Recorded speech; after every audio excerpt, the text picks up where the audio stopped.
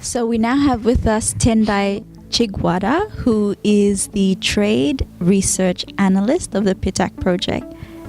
Tendai, could you tell us a little bit about the role that you play in this project? Thank you, Andia. Like you correctly mentioned, I'm the Trade Research Analyst for the PITAP Project, and I started in this role since January 2015. And my key result area in this role is that I am responsible for improving the ability of private sector to be able to engage and to be able to use the trade agreement that has just been concluded, as well as to enable them to access the export markets and the export opportunities that are made available through these trade agreements. So in doing this, mainly guided by the mandates of the leaders, the mandates that we get from the trade ministers, the trade officials, in other words, all the structural pillars of MSG as they deliberate on their meetings, whether they are technical or they are official. They always have research themes that are underlying the discussions. So my role in the PITAP project is to listen out to what the theme in the discussion is, and then come up with terms of reference to ensure that this theme is brought out and is researched upon and comes up with results that can be used by the same policymakers. And I'm sure the work that you do and the research papers that you come up with are supposed to assist in decision making for policymakers. Exactly. Are there any particular research that you could think of or that you could elaborate on that you find is quite important in providing information for decision makers?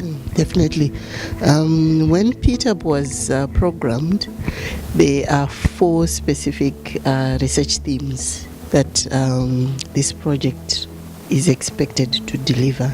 One of the major studies that was conducted in this PITAP project is the study on selected MSG export products. And in this study, members identified products which they are struggling to export, in which they would need assistance to be able to access markets, whether they be regionally or internationally. And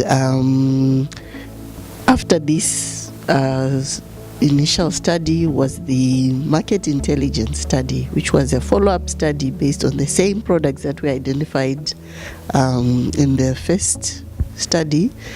But in the market intelligence and marketing promotion study, this one was going a step further to understand the requirements of the international markets that MSG exporters are exporting to.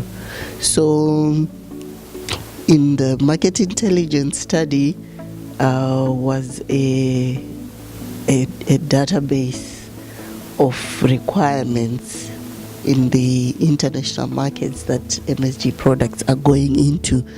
And these 2 products have really contributed to the key result area where we are looking at improving the ability of exporters to access international markets, and the information in them, if used correctly by the exporters, should help them to be better informed to know how to approach exporting to international markets.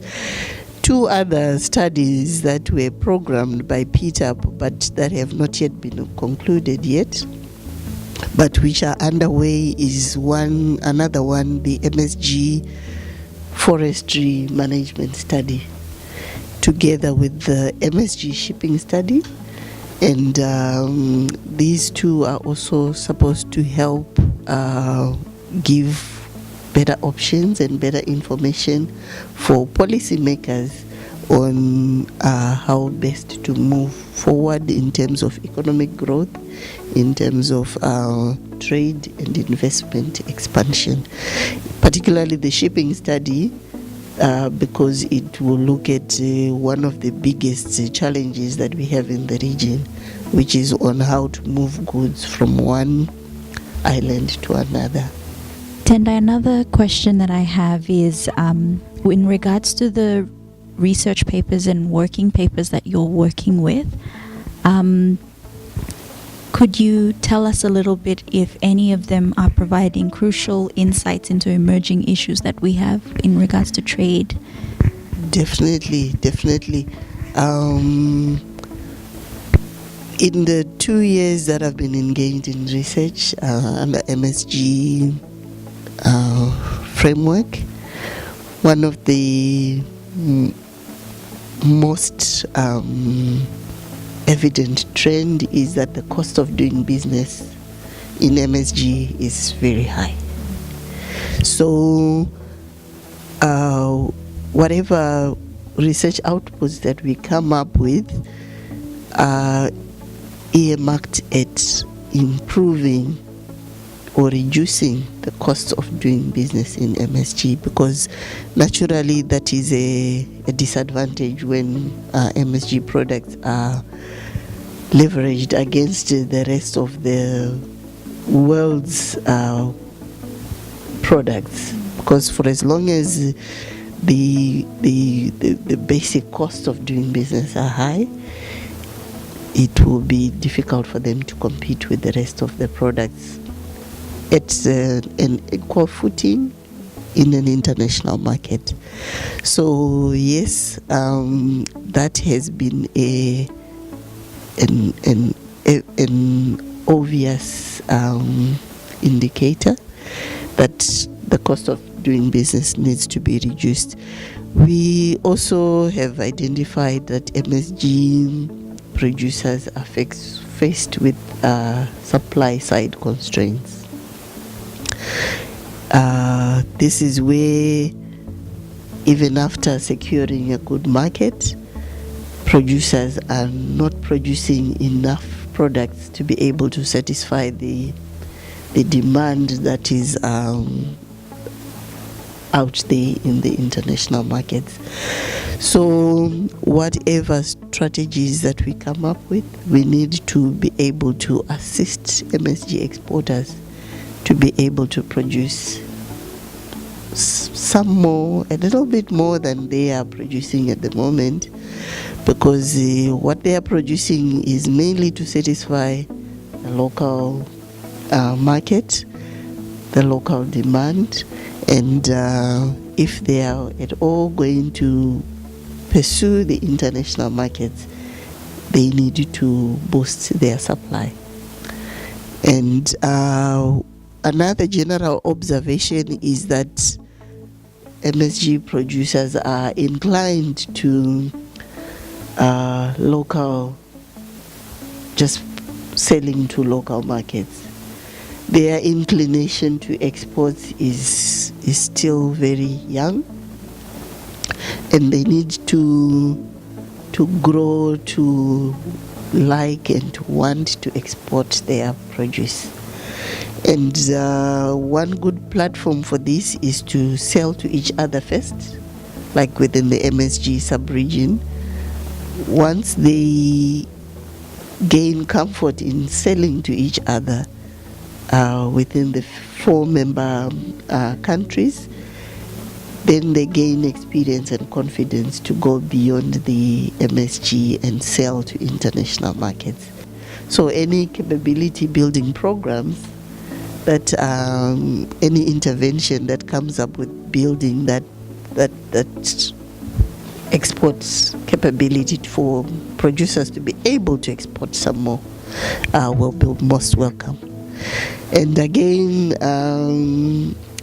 the trend of using research before any decision making is encouraged. I think the MSG region was not pro-research, and that is one observation or one trend that we would want to encourage, that before any decision making, any topical issue must be researched upon thoroughly, options made available, and then have the policymakers choose from the available options. That way it gives the policymakers confidence in the decision that they are making, and it gives them ownership of the process. So when they speak on issues that have been well researched on, they are more confident. And if it is a negotiation process and the one option fails, they have a fallback mechanism where they can take option B together with its recommendations. So research provides all the facts that are available, and it makes decision making for policymakers as smooth as it can possibly be. Thank you, Tendai. The information you've provided, I'm sure, has helped the viewers as well as myself in understanding the importance of research and trade in our region. Thank you. Thank you, Anthea. Thank you.